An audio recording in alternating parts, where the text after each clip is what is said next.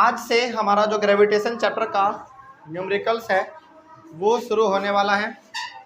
इसके पहले तक अच्छा, इसमें ना आपके चैप्टर में न्यूमेरिकल्स भी है और थोड़ा बहुत डेफिनेशन वाला भी क्वेश्चन है ना। तो डेफिनेशन वाला क्वेश्चन जितना भी है वो हमने आपको उसी समय बता दिया था जब हम लोग चैप्टर को पढ़ रहे थे, ठीक है। तो ऐसा नहीं है कि डेफिनेशन वाला सवाल आपसे अब छूट जाएगा, ऐसा नहीं है। जिसमें कि डेफिनेशन पूछा है, जैसे फ्री फॉल के बारे में पूछा है, एक्सेलरेशन ड्यू टू ग्रेविटी से आप क्या समझते हैं वो पूछा गया है। यानी कि अलग अलग प्रकार का ऐसा सवाल भी उसमें पूछा गया है जिसमें कि थोड़ा बहुत आपको लिखना पड़ेगा, यानी कि न्यूमेरिकल्स नहीं है वो। तो उस चीज़ों को हमने उसी समय आपको बता दिया था जिस समय की आपको हमने हर एक चीज़ पढ़ा रहा था, ठीक है। चलिए, तो मेरे हिसाब से अब उसमें दिक्कत नहीं होना चाहिए। यदि उसके बावजूद भी यदि किसी में दिक्कत हो आप लोगों को, ऑनलाइन वाले बच्चे, तो आप एक बार कमेंट कर लीजिएगा, ठीक है। लेकिन आज से हमारा चलेगा न्यूमेरिकल्स को बनाने का सिलसिला, ठीक है। चलिए, तो न्यूमेरिकल्स आपके एक्सरसाइज में जो दिया हुआ है उसको हम लोग पहले बनाएंगे। ध्यान से देखा जाए, ये आपका सवाल नंबर 3 है एक्सरसाइज में से। सवाल नंबर 3 है ये। उसके बाद सवाल नंबर 12 है ये, और सवाल नंबर 14 है ये। अच्छा, सवाल नंबर 13 भी आपका न्यूमेरिकल्स ही है। 13 नंबर सवाल भी आपका न्यूमेरिकल्स है, लेकिन चूंकि यहाँ पे जगह नहीं था इसलिए हमने यहाँ पे एक छोटा सा सवाल लिख दिया है, लेकिन अगले वाले क्लास में हम लोग उसको भी डिस्कस कर लेंगे, ठीक है। चलिए, अब जरा ध्यान इधर। तो जितना भी न्यूमेरिकल्स है इसमें उसको हम लोग डिस्कस कर लेते हैं, और जितना डेफिनेशन वाला है यानी कि थ्योरी वाला पार्ट है उसको तो हमने पढ़ाते वक्त ही आपको बता दिया था, ठीक है। चलिए, अब जरा देखा जाए इसको ध्यान से, थोड़ा सा सीरियस होंगे। ये सवाल नंबर आपका 3 है, देखिए ध्यान से क्या लिखा हुआ है। और सवाल चूंकि हम न्यूमेरिकल्स बना रहे हैं तो हम ये मान के चल रहे हैं कि आपका जो कॉन्सेप्ट है इस चैप्टर को लेकर बहुत अच्छी तरीके से बिल्ड हो चुका होगा, ठीक है। तभी न्यूमेरिकल्स बनेगा। यदि नहीं है, यदि आपने रिवीजन नहीं किया है कि कौन सा फॉर्मूला क्या कहता है, तो सबसे पहले तो आपको उसको रिवीजन कर लेना है, तभी जाकर आप न्यूमेरिकल सॉल्व कीजिए। तो लगेगा कि वाकई फिजिक्स आसान है, नहीं तो फिर हमेशा फिजिक्स में आपको कन्फ्यूजन ही रहेगा। चलिए, खैर देखा जाए ध्यान से, इसको देखिए ध्यान से क्या कहा गया है इसमें। न्यूमेरिकल से आपका बेसिकली, इसको ध्यान से देख लीजिए क्या है, क्या इसमें कहा गया है। सबसे पहला देखिए क्या है, what is the magnitude of the gravitational force between the earth and a 1 kg object on its surface. Simple सी बात कहा गया है। यहाँ कहा गया है कि धरती है, उस धरती के ऊपर एक ऑब्जेक्ट रखा हुआ है जिसका मास कितना है, 1 kg है, ठीक है। अब बताओ कि उन दोनों ऑब्जेक्ट के बीच में ग्रेविटेशनल फोर्स कितना लग रहा है। फॉर एग्जाम्पल मान लीजिए, सपोज कीजिए कि यदि ये हमारा क्या है, यदि ये हमारा धरती है, यदि हमारा धरती है और इसके ऊपर हमारा एक ऑब्जेक्ट रखा हुआ है। सपोज कीजिए कि ये ऑब्जेक्ट आपका रखा हुआ है, ठीक है। तो ये आपका हो गया ऑब्जेक्ट और ये हो गया आपका अर्थ। समझिएगा ध्यान से, ये आपका अर्थ का सरफेस है, इसके ऊपर आपका एक ऑब्जेक्ट रखा हुआ है जिसका मास कितना है, 1 kg इसका मास है। तो आपको पता करना है कि इन दोनों धरती और इस ऑब्जेक्ट के बीच में कितना ग्रेविटेशनल फोर्स लग रहा है। और अब याद कीजिए मेरे बातों को कि हमने आपको बताया था कि ग्रेविटेशनल फोर्स दो ऑब्जेक्ट के बीच में निकालने का कौन सा फॉर्मूला है। फॉर्मूला बताइए जल्दी। वेरी गुड, देखिए ध्यान से आप यहाँ पे हमने कहा था आपको कि जब भी दो ऑब्जेक्ट के बीच में ग्रेविटेशनल फोर्स निकालने का बात हो उसके लिए हमारे पास एक फॉर्मूला था, F बराबर gm into m by D square. कुछ याद आ रहा है कि नहीं। चलिए, अब तो आपके सामने सब कुछ है। अब आपको सॉल्यूशन इसका क्रिएट करना है। कैसे सवाल बनाएंगे ध्यान से देखा जाए। सबसे पहले इस फॉर्मूला को देखिए ध्यान से, इसमें क्या क्या आपको लगेगा। जब इसको आप सॉल्व करेंगे तो आपको क्या क्या जरूरत पड़ेगा। ये कैपिटल जी का वैल्यू आपको जरूरत पड़ेगा ना। कैपिटल जी का वैल्यू बताइए कितना होता है।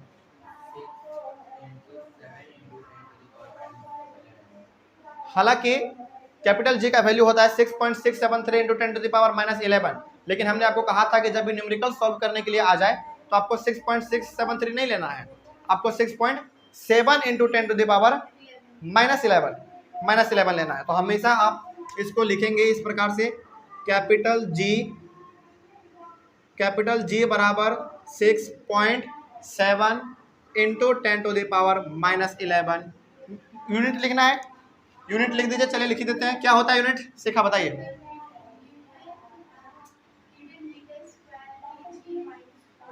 हाँ very good, newton metre square KG, इसी प्रकार का कुछ होता है। देखिए ध्यान से, क्या सही है ना। चलो, तो ये हो गया आपका कैपिटल जी का वैल्यू। उसके बाद आपको इसमें ये कैपिटल एम का वैल्यू चाहिए। कैपिटल एम आप मान लीजिए मास ऑफ अर्थ, है ना। चलिए, तो यहाँ पे आप मानिए मास ऑफ द अर्थ बराबर कैपिटल एम। कैपिटल एम आपने माना मास ऑफ द अर्थ को, और कितना दिया हुआ है मास आपका, हिंट में देखिए ध्यान से। Mass of the earth is 6 × 10⁻24 kg।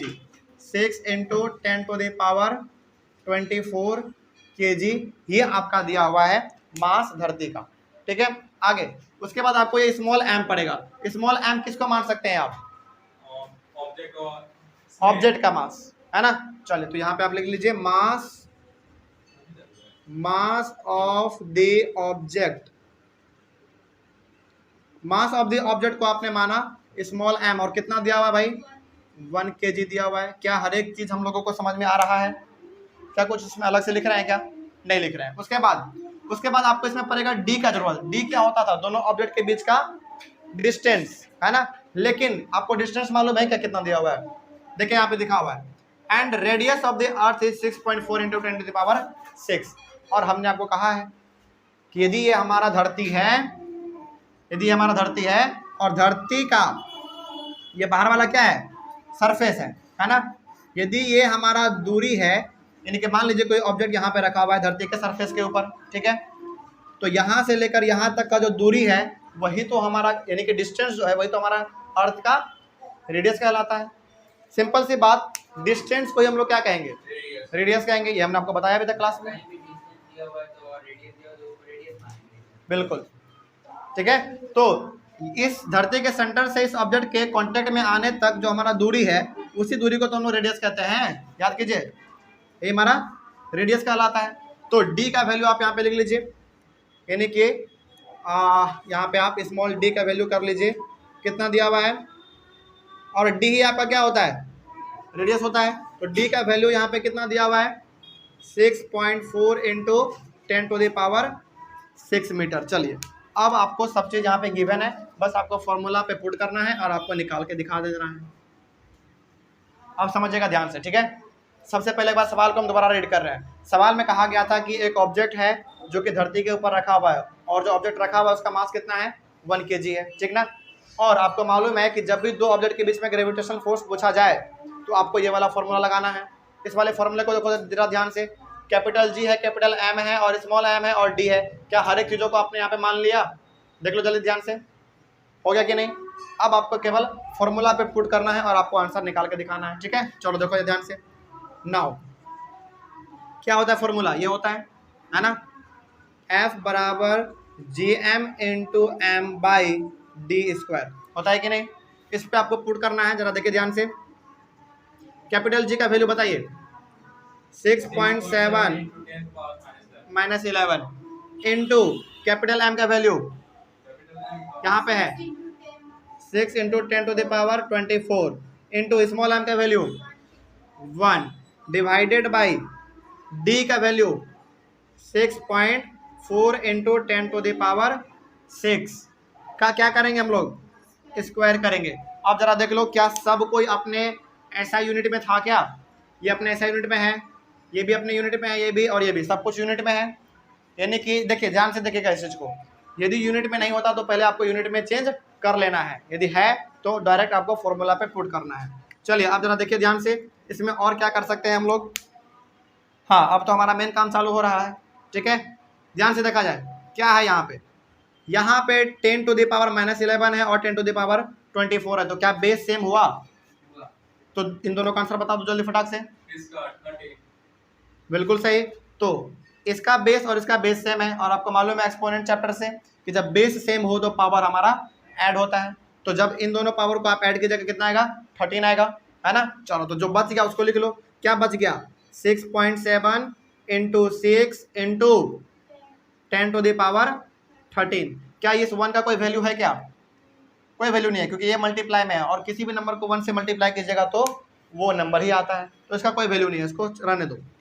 ये हो गया। उसके बाद नीचे इसको, अच्छा इतना का ये पूरा स्क्वायर है ना, तो क्या हम लोग इसको ऐसे लिख सकते हैं? जरा देखिए तो 6.4 इंटू 6.4 इंटू 10⁻12, क्योंकि इसका भी तो स्क्वायर हुआ, तो इसको हम लोग 2 बार लिख सकते हैं, 6.4 इंटू 6.4।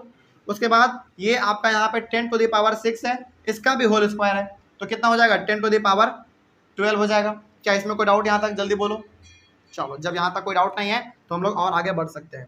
अब जरा देखिए ध्यान से, नीचे में 10⁻12, ऊपर में 10⁻13, और आपको मालूम है जब भी हम लोग इसको ऊपर भेजेंगे तो माइनस हो जाएगा, है ना? तो कितना हो जाएगा? आंसर डायरेक्ट बता दीजिए, 1, है ना? यानी कि क्या हम लोग ऐसे लिख सकते हैं? 6.7 into 6 into 10⁻1 divided by 6.4 into 6.4। बताइए जल्दी, क्योंकि देखिए इसको यहाँ पे ध्यान से, पहले ये वाला, इस वाले केस में क्या होता है? यहाँ पे लिखा हुआ है 10⁻13 और ये नीचे में है, ऊपर जाएगा तो क्या हो जाएगा? 10⁻−12, तो वैल्यू कितना आ जाएगा? 10⁻1, यानी कि 1 आप लिखो या फिर ना लिखो, केवल क्या रहेगा आपका? 10 रहेगा। तो यहाँ से भी हम ये 1 हटा दे रहे हैं। यहाँ तक में कोई समस्या किसी को? जल्दी बोल दो, बात समझ में आ रही है? ये यहाँ पे बेसिकली हम लोग एक्सपोनेंट चैप्टर का कॉन्सेप्ट लगा रहे हैं। अभी लिखो मत, पहले समझो यहाँ पे ध्यान से, नहीं तो फिर दिक्कत हो जाएगा, एग्जाम में आएगा फंस जाओगे। न्यूमेरिकल्स को कैसे सॉल्व करना है पहले देखो यहाँ पे ध्यान से, टाइम देंगे लिखने के लिए। तो यहाँ पे पहले बताओ, इतना दूर में किसी को दिक्कत? यहाँ पे हमारा 10 था पावर, सॉरी 13 था, यहाँ पे 12 था, इसको ऊपर भेज देंगे, माइनस यानी कि 1 होगा, और 1 यानी कि 10, बाकी जो ये था और ये था उसको तो हमने ऐसे रहने दिया। ठीक है, आगे सॉल्व करते हैं, देखो ध्यान से। इसके बाद हमने बार बार कहा है कि यदि पॉइंट है तो पहले क्या करो? पॉइंट को हटाओ, है ना? पॉइंट को हटाओ पहले। चलो पहले पॉइंट को हटाओ। क्या है? 6.7 है ना, तो क्या लिखेंगे? 67। अपने पॉइंट को हटाया, नीचे 10 से डिवाइड करेंगे। पॉइंट को हटाया तो नीचे 10 से डिवाइड करेंगे, बिल्कुल करेंगे। उसके बाद इंटू 6 है, इंटू 6, इसमें तो कोई पॉइंट नहीं है, इसमें कोई पॉइंट नहीं, तो रहने दो।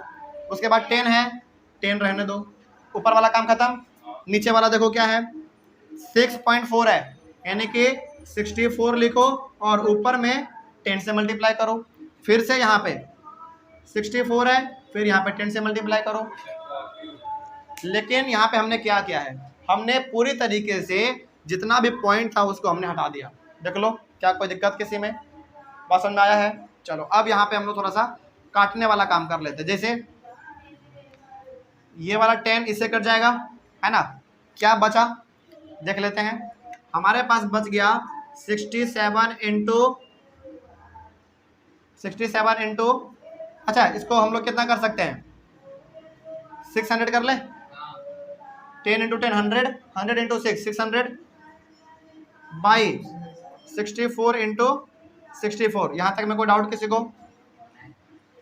इतना करने के बाद थोड़ा सा न्यूमेरिकल्स टफ हो गया है, तो इसको आप सॉल्व कीजिए पहले इसको। चलो हम भी यहाँ पे सॉल्व कर लेते हैं।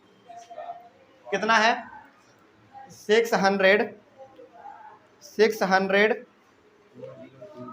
इंटू, एक मिनट, 600 इंटू कितना है? 67 है। कितना आएगा?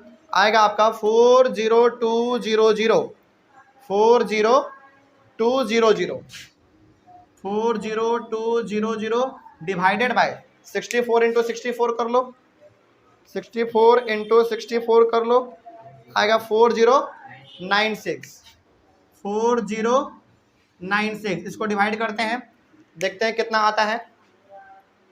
कितना है? 40200 डिवाइडेड बाई 4096, है ना? चलिए आपका आएगा 9.8144533125। इतना नहीं लिखना है,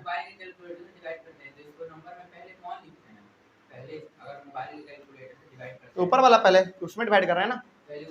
हाँ, तो इसको डिवाइड कीजिएगा तो आपका 9.8 समथिंग आएगा, तो उतना नहीं जाना आपको, सिंपली आप 9.8 लिख दीजिए। ठीक है, इतना करने के बाद आप सॉल्व करेंगे तो 9.8 आ जाएगा आपका। तो अब बताओ ये जो 9.8 आया है ये क्या आपका फोर्स है ना, ग्रेविटेशनल फोर्स है, तो इसका यूनिट क्या होगा, एन। Very good. तो ये सवाल आपको क्या कह रहा था, अब जरा ध्यान से समझना मेरे बात, सुनो ध्यान से। इस सवाल को आपने सॉल्व तो कर लिया लेकिन इसको समझना बड़ा जरूरी है ना। इसमें कहा गया था कि एक ऑब्जेक्ट है जो कि धरती के ऊपर रखा हुआ है, उस ऑब्जेक्ट का कितना मास है, 1 kg है, ठीक है। तो बताओ कि दोनों के बीच में ग्रेविटेशनल फोर्स कितना लग रहा है, बात समझ में आ रही है। अच्छा, दोनों के बीच में ग्रेविटेशनल फोर्स लग रहा है लेकिन लगा कौन रहा है, धरती लगा रहा है ना। चलो अब मेरे बात को ध्यान से सुनना। ये जो 9.8 न्यूटन आया है, इतना ग्रेविटेशनल फोर्स धरती लगा रहा है उस 1 kg ऑब्जेक्ट के ऊपर, बस इसका मतलब यही हो गया। अब इसमें कोई डाउट समझ में आया है। इसीलिए हमने आपको कहा था कि यदि आपको ये मालूम चल जाए कि किस चीज़ को फाइंड करने के लिए कौन सा फॉर्मूला लगाएंगे तो बड़ा आसान हो जाता है, क्योंकि हमको मालूम था कि दो ऑब्जेक्ट के बीच में यदि ग्रेविटेशनल फोर्स निकालना है तो आपको ये वाला फॉर्मूला लगाना पड़ेगा। तो हमने यहाँ पे डायरेक्ट लिखा और हमको ये मालूम चल गया कि अच्छा ये फॉर्मूला लगाएंगे तो हमको 1 2 3 4 चीज़ का जरूरत पड़ेगा, तो पहले चारों चीज़ों को फाइंड कर लो, फाइंड कर लिया, फॉर्मूला पे डायरेक्ट पुट करके इसको सॉल्व कर दो, हो जाएगा। ऐसा इस प्रकार का सवाल हो जाएगा सॉल्व। चलिए आगे बढ़ते हैं। ये वाला सवाल देखिए, सवाल नंबर 12, उसके बाद 14 है, 13 भी बनाएंगे लेकिन जगह की कमी के कारण हमने 13 को नहीं लिखा, क्योंकि थोड़ा सा वो बड़ा है सवाल, उसको भी हम लोग सॉल्व कर लेंगे। खैर 12 नंबर सवाल देखिए क्या लिखा हुआ है। लिखा हुआ है gravitational force on the surface of the moon is only 1/6 as strong as gravitational force on the earth. इसका सीधा सा मतलब ये हो गया, जो कि हमने आपको क्लास में बताया भी था, कि कोई भी ऑब्जेक्ट जिसका वेट धरती पर है, जितना भी है उससे मतलब नहीं हमको, कोई एक ऑब्जेक्ट है धरती पर, उसका वेट कितना भी हो उससे मतलब नहीं हमको, लेकिन जब उसी ऑब्जेक्ट को जाकर हम लोग मून पे रख देंगे तो वो 6 गुना क्या हो जाएगा, कम हो जाएगा। वही चीज वहां पे लिखा हुआ है, ठीक है। आगे, what is the weight in newtons of a 10 kg on the moon and on the earth. मतलब कि आपके पास एक ऑब्जेक्ट है, एक आपके पास ऑब्जेक्ट है, उसका मास कितना दिया हुआ है, 10 kg दिया हुआ है। तो बताओ इस ऑब्जेक्ट का वेट धरती पर क्या होगा और मून पर क्या होगा। समझना मेरे बात को ध्यान से। हम कह रहे हैं कि आपके पास एक ऑब्जेक्ट दिया हुआ है जिसका मास कितना है, 10 kg है। इस ऑब्जेक्ट का वेट बताओ धरती पे भी और मून पे भी। तो मून पे निकालने का क्या तरीका था, मून पे निकालने का तरीका यह था कि धरती पे कोई भी ऑब्जेक्ट है उसका जो भी वेट है उसमें 1/6 से मल्टीप्लाई कर दो, तो जो आंसर आएगा वही आंसर हो जाएगा उस ऑब्जेक्ट का वेट कहाँ पर, मून पर। तो पहले आपको किसका वेट निकालना पड़ेगा, धरती का। पहले आपको उस ऑब्जेक्ट का क्या वेट है धरती पर वो निकालो, फिर उस वेट में यदि 1/6 से मल्टीप्लाई कर दोगे तो फिर आपका मून पे क्या होगा अपने आप निकल जाएगा। क्या कोई दिक्कत? चलो सुनो मेरे बात को ध्यान से, कैसे बनेगा। सबसे पहले ऑब्जेक्ट का मास, अच्छा अब जरा बता दो हमको कि वेट निकालने के लिए हम लोग कौन सा फॉर्मूला इस्तेमाल करते हैं, W = mg। Very good. तो यहाँ पे देखो पहले W = mg, यहाँ पे हमको वेट निकालना है तो हमको कितना चीज चाहिए, 2 चीज चाहिए, एक मास चाहिए और एक एक्सेलरेशन ड्यू टू ग्रेविटी चाहिए। तो पहले हम लोग किस पे निकाल रहे हैं, धरती पे निकाल रहे हैं, है ना।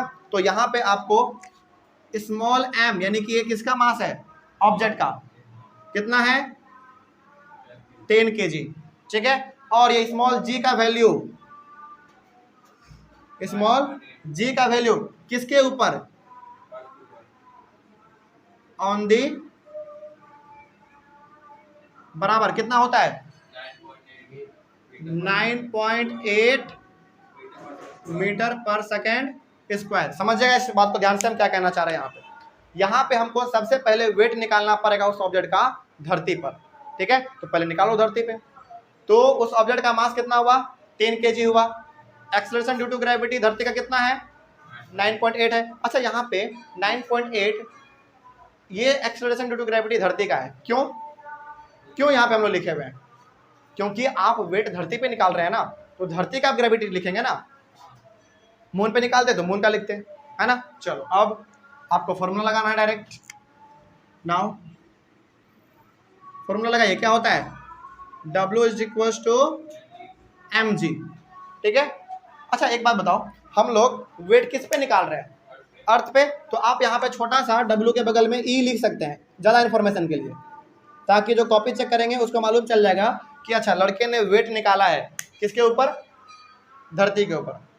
ठीक है, आगे कितना है मास 10 इंटू जी कितना है 9.8, कितना हो जाएगा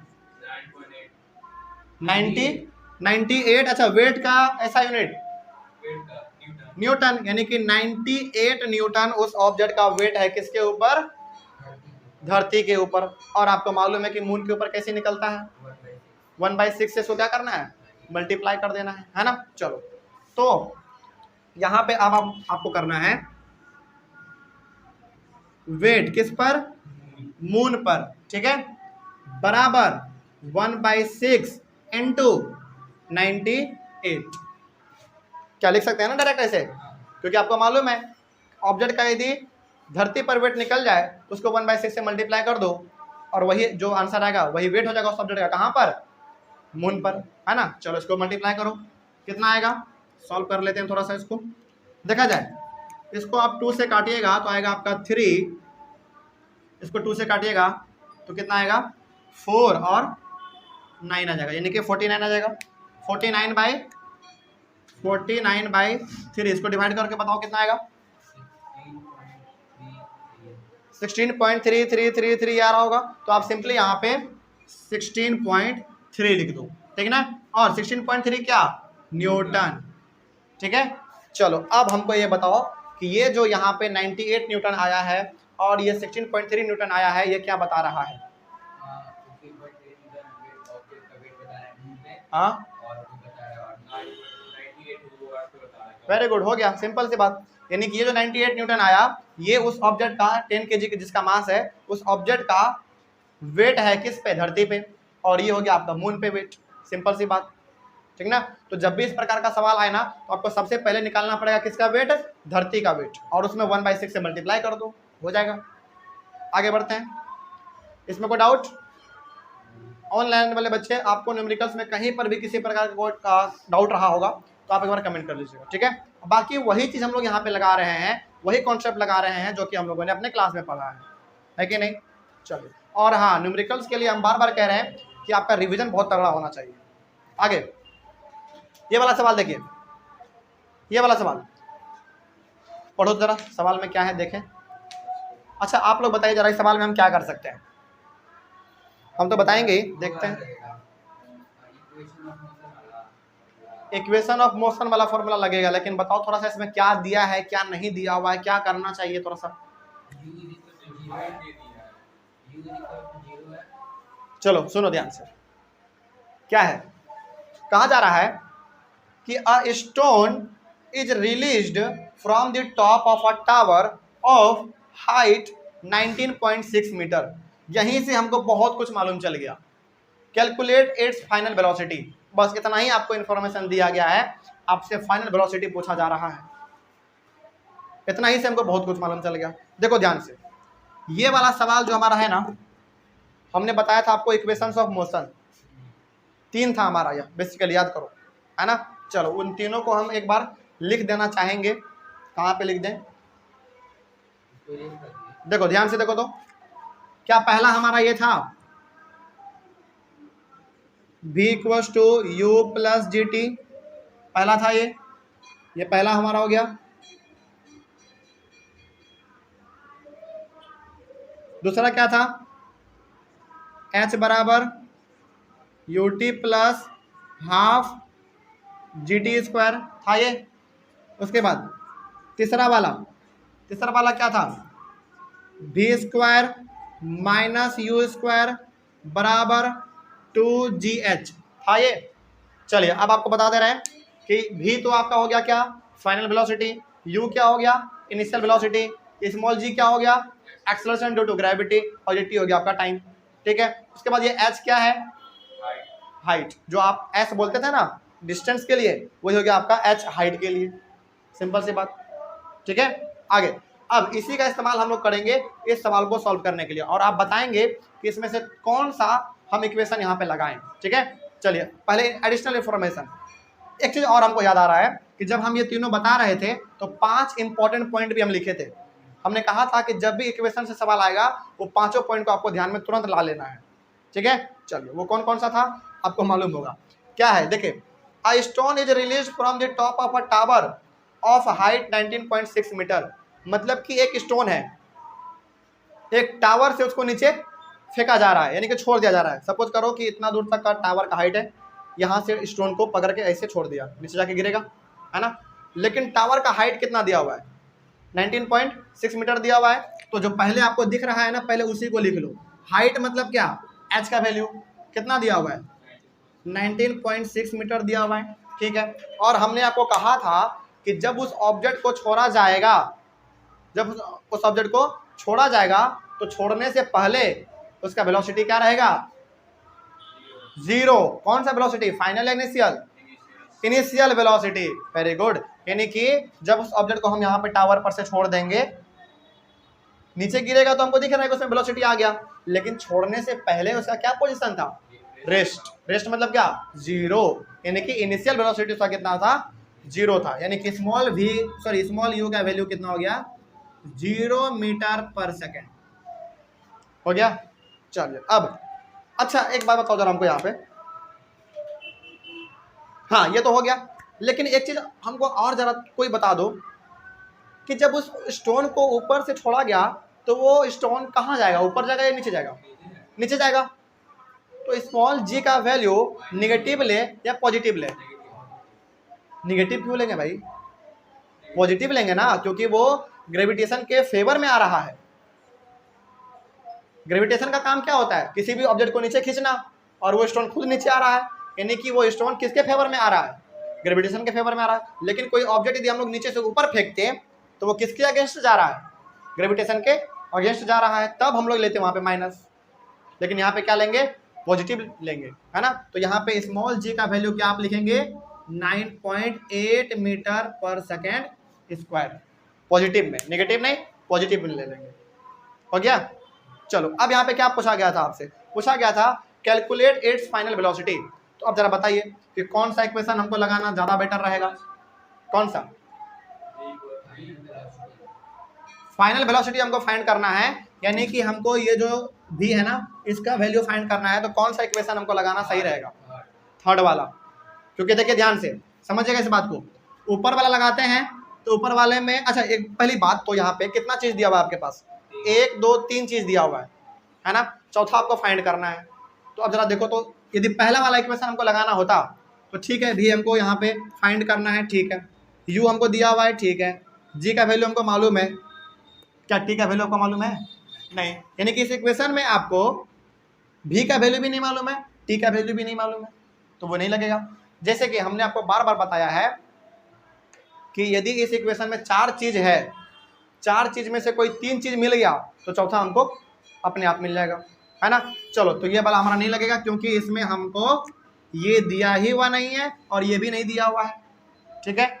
आगे देखो, ये तो हमको दिया हुआ है, ये भी दिया हुआ है, टाइम नहीं दिया हुआ है भाई, है ना, टाइम नहीं दिया हुआ है। फिर से यहाँ पे हमारे पास टाइम आ गया, तो ये भी हमको नहीं दिया हुआ है, हो गया।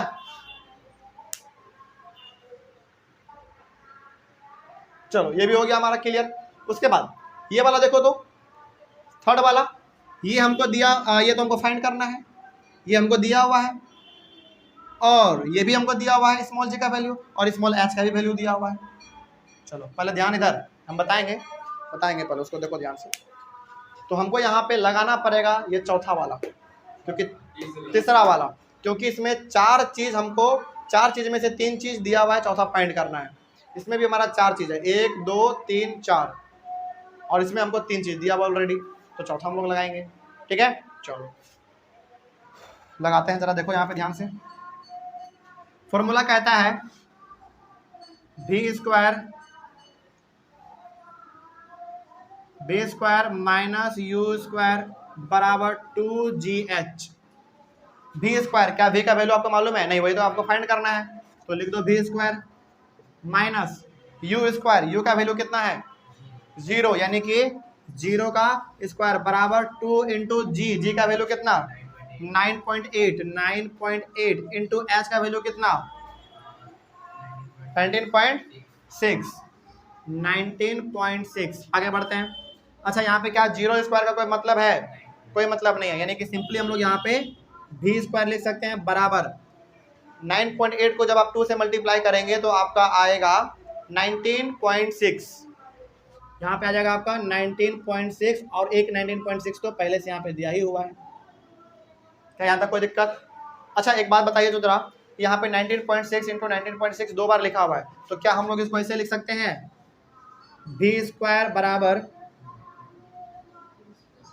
19.6 का होल स्क्वायर? लिख सकते हैं क्या? बिल्कुल लिख सकते हैं, है कि नहीं? तो अब जरा बताइए कि दोनों तरफ हमारा स्क्वायर है, इधर भी स्क्वायर है इधर भी स्क्वायर है, तो क्या दोनों को कैंसिल कर सकते हैं? तो भी का वैल्यू कितना आया? भी का वैल्यू आ गया 19.6। 19.6 जो आया है वो वेलोसिटी आया है, तो वेलोसिटी का ऐसा यूनिट क्या होता है? मीटर पर सेकेंड।